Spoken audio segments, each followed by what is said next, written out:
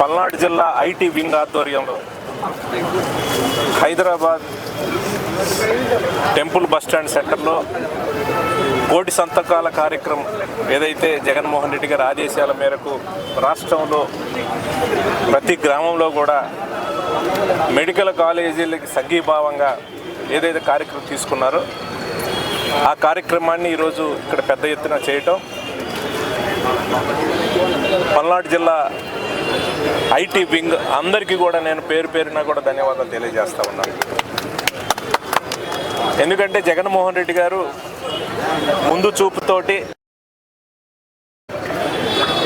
ఆనాడు యావత్తు ప్రపంచమే కరోనాతోటి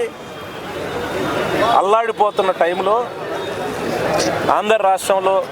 చాలామంది పేద కుటుంబాలకు సంబంధించిన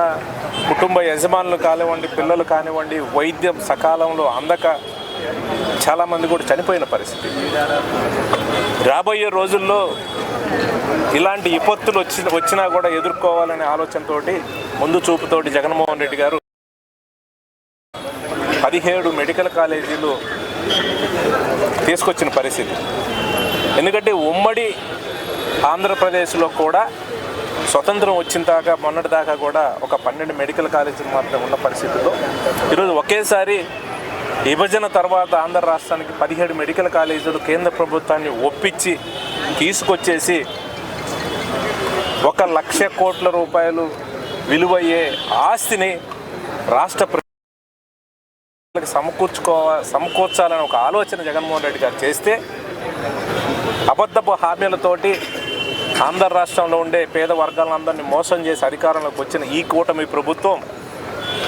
ఈరోజు ఒక 7 మెడికల్ కాలేజీ ఆల్రెడీ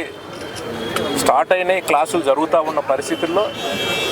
ఈరోజు పూర్తిగా కూడా ఈ మెడికల్ కాలేజీలని ప్రైవేటు వ్యక్తులకు దారాదత్తం చేయాలి,